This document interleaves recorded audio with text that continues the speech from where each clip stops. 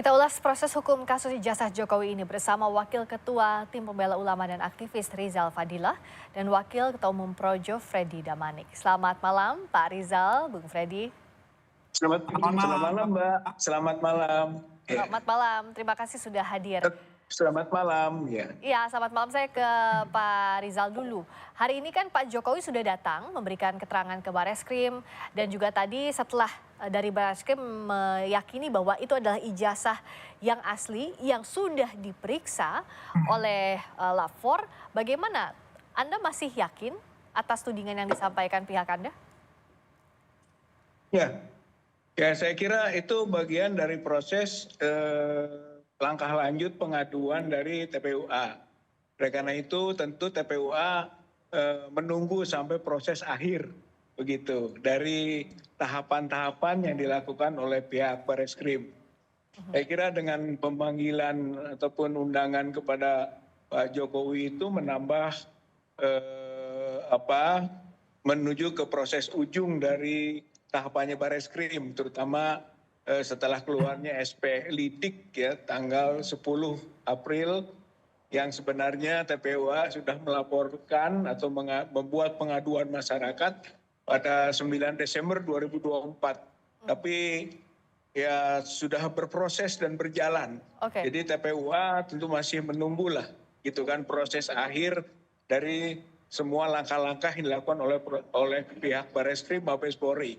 Dari Lidik ya mungkin nanti apakah ke Sidik atau bagaimana ya tentu kami akan menunggunya. Hanya harapannya adalah bahwa ketika nanti uji forensik diharapkan transparansi dan objektivitas itu bisa menghasilkan hasil yang dapat dibaca oleh publik sebagai sesuatu yang optimal begitu Pak. Pak Rizal, artinya kan kalau uji lapor menyatakan bahwa ijazah itu asli, otomatis tidak akan naik sidik. Atau bahkan nanti bisa berbalik ke pihak TPUA yang menuding bahwa ini adalah ijazah palsu. Anda siap dengan konsekuensinya? Ya saya kira semua mengandung konsekuensi ya. Tapi dari sisi TPUA sebenarnya melalui pengaduan masyarakat ke Bareskrim itu adalah untuk mencari kepastian. Gitu. Sejak awal TPUA membuat pengaduan ataupun pelaporan ataupun gugatan ke pengadilan negeri untuk perdata, kemudian juga pendampingan pidana di Solo, sampai ke masuk lagi perdata lagi, lalu ke Bareskrim membuat pengaduan masyarakat, bahkan TPUA sudah berangkat ke Jogja, ke UGM, dan ke Solo juga langsung menanyakan ke Pak Jokowi dalam rangka mencari kepastian hukum gitu. Apakah memang ijazah itu asli atau palsu begitu. Jadi sebetulnya yang dilakukan oleh TPUA itu adalah mencari kepastian hukum begitu. Kalau memang terjadi pelanggaran hukum ya tentu ada sanksi hukum begitu. Jadi soal konsekuensi semua berkonsekuensi, akan tetapi bahwa tujuan daripada TPUA melakukan proses sampai pengaduan ke Bareskrim adalah untuk mencari kepastian hukum mengenai status ijazah Pak Jokowi apakah asli atau palsu. Oke, dengan saat ini kan kepastian hukum yang dicari sudah berlangsung dan saat ini masih tahap penyelidikan. Bung Freddy, Anda melihat dengan kedatangan Pak Jokowi hari ini bisa dikatakan bahwa Pak Jokowi percaya diri dengan bukti yang dimiliki? Ya, terima kasih. Yang pertama kami mengapresiasi Bareskrim ya. Telah melakukan proses penyelidikan ya hingga saat ini. Pak Jokowi juga sudah memberikan keterangan, demikian juga telah memberikan ijazah palsunya. Saya rasa ini proses yang sangat transparan.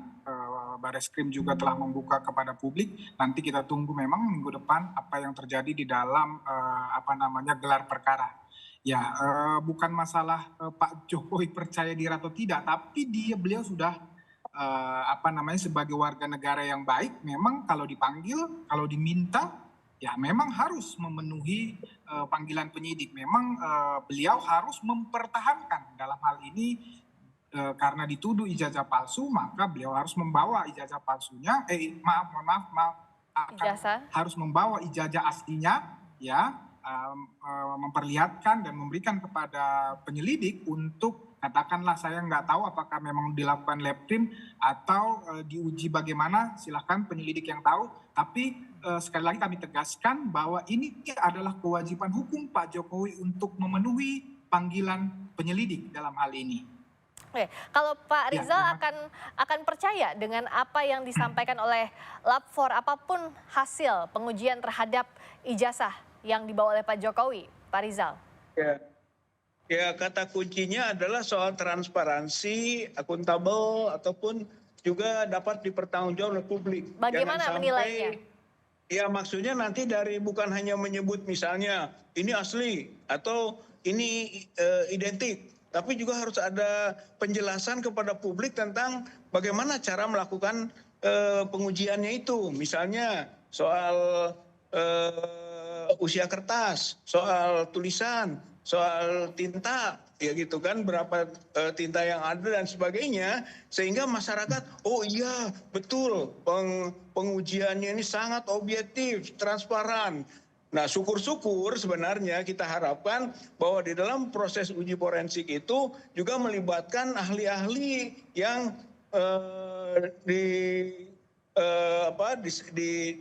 dari sumber yang independen. Nah, kalau begitu maka nanti hasil dari kajiannya Bareskrim Mabes Polri itu objektif dan tidak kontroversi. Yang kita khawatirkan adalah justru keputusan itu menimbulkan kontroversi baru.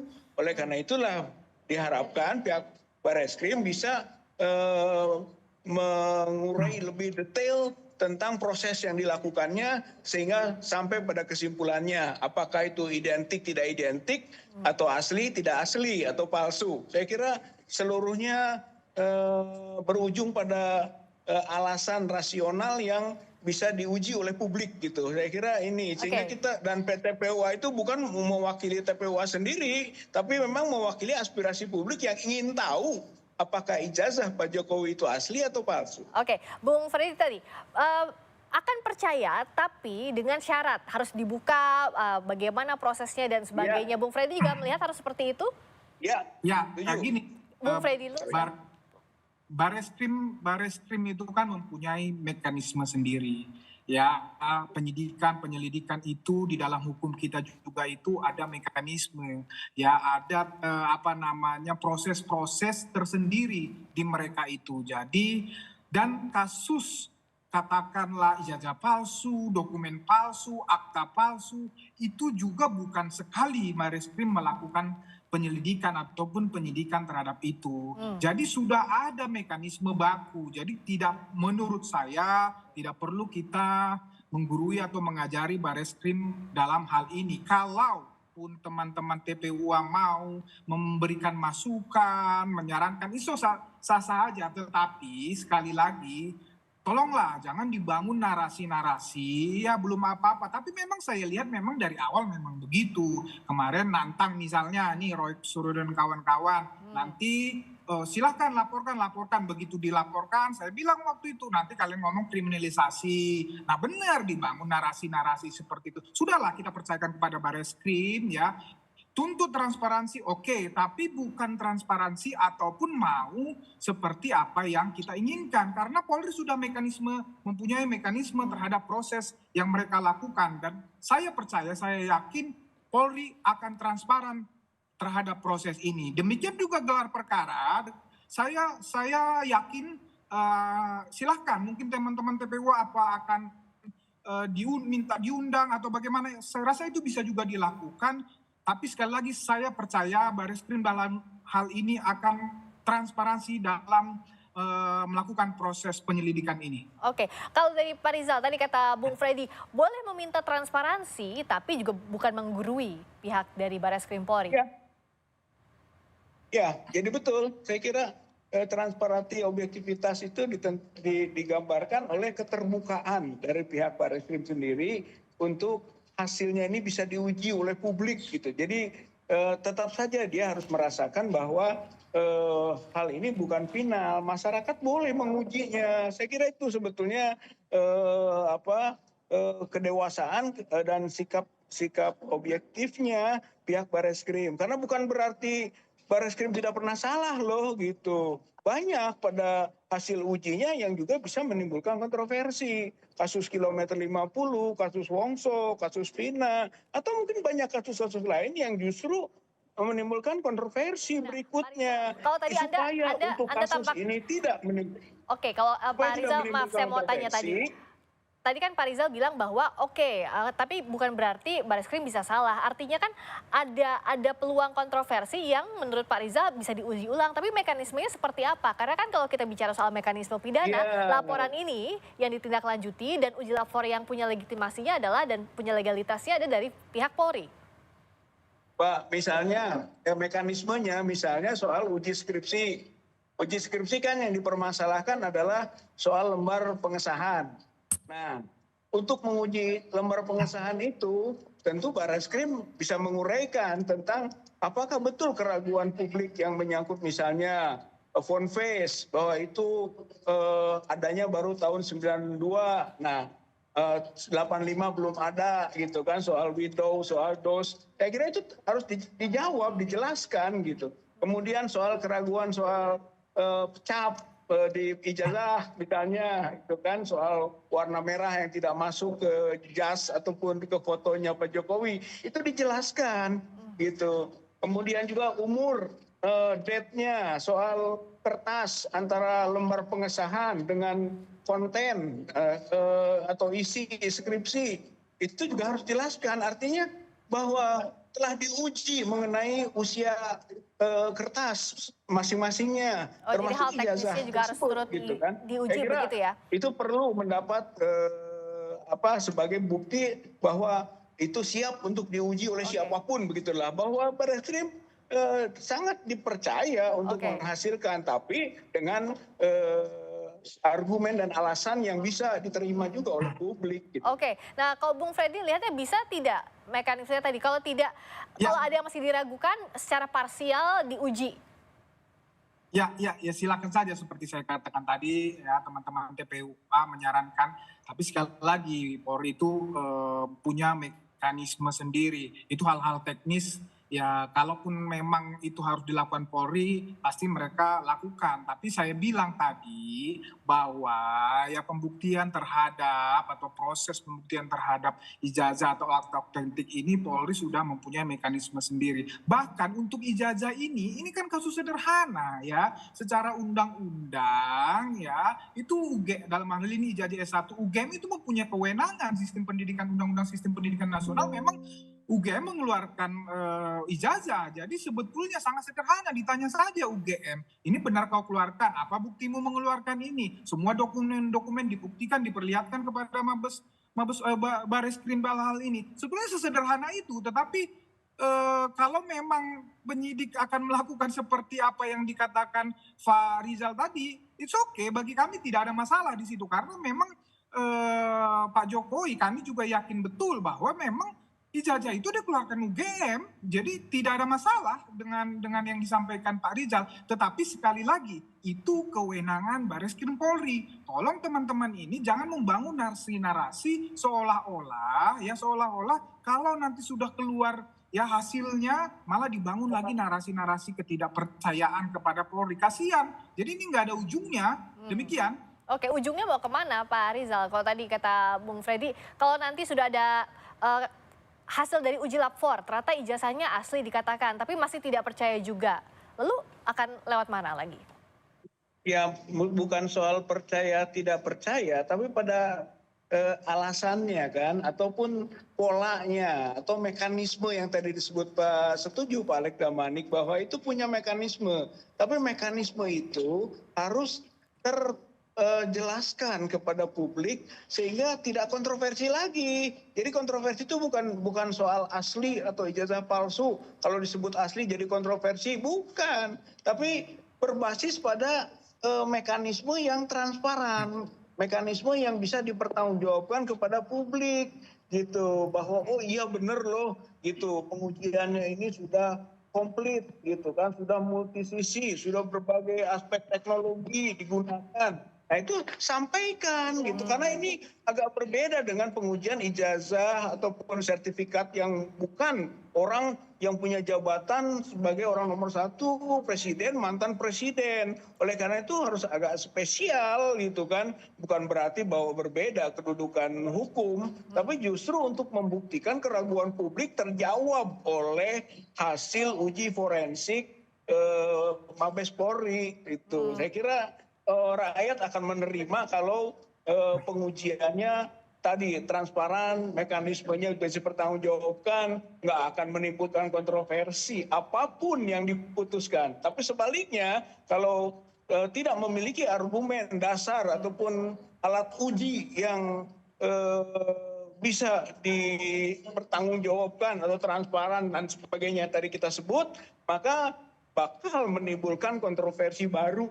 Saya kira Barreskrim itu mencegah itu, apalagi kalau bisa membangun mekanisme keterlibatan gitu kan, pihak-pihak yang ahli ataupun pihak yang independen. Wah, saya kira itu adalah upaya yang dihargai nanti oleh publik, nggak akan menimbulkan kontroversi lagi. Oke, Bung Freddy terakhir. Jadi kalau sebenarnya nanti hasil uji lapornya disampaikan secara terbuka dengan metode yang jelas, dijelaskan seterang mungkin kepada publik, harusnya ini nggak jadi masalah, Bung Freddy.